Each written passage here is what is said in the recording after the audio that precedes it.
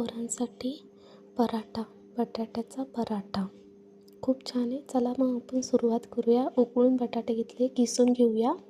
हे बघा, आता ह्याच्यात अद्रक लसूणची पेस्ट घालूया. आता कढीपत्ता,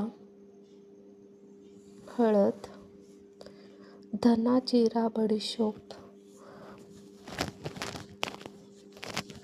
आणि चवीनुसार मीठ पण घालूया आपण आणि कोथिंबीर मिक्स करून घेऊया.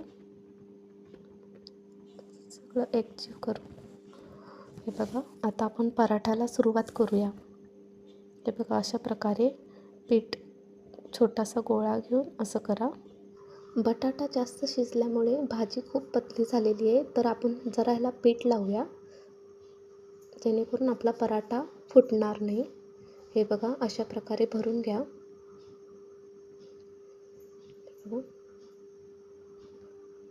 असं आतमध्ये छानपैकी दाबत जायचं आणि फिरवत जायचं, गोल गोल करत जायचं. बघा, एका साईडला आपली चीर पडलेली आहे, तर त्याला आपण झाकूया. हे बघा, झाकलं, गोल करूया. हे बघा, आता पीठ लावूया. आता एका साईडला लाटून परतून गोल गोल गोल गोल लाटायचं. जरा पीठ लावूया अजून. आता गोल छानपैकी करूया. असं केलं ना, पराठे फाटत नाही आणि खूप छान होतात. हे बघा, आपला पराठा रेडी झालेला आहे. हे बघा, आता भाजूया आपण. हे बघा, आता जरा आपण तेल लावूया. हे बघा,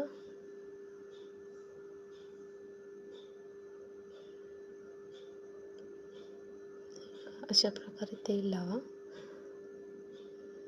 याच्यात आपण मिरची घातलेली नाही आहे. तुम्हाला आवडत असेल तर तुम्ही मिरची टाकू शकतात, पण आम्ही हे बाळासाठी बनवतो आहे ना. 2 ते 3 वर्षाचं बाळ आहे आमचं.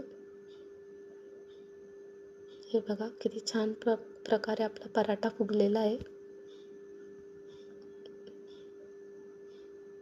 हे बघा, दिसायला पण किती छान आणि रंग पण किती छान आलेला आहे पराठ्याला. या तुम्ही अशा प्रकारे एकदा बनवून बघा. बाळ आवडीने खातं. नेक्स्ट पराठा आम्ही बटाटा आणि कांद्याचा आणणार. खायला रेडी झाला पराठा. हे बघा, असेच नवीन नवीन व्हिडिओ मी तुमच्यासाठी घेऊन येईल.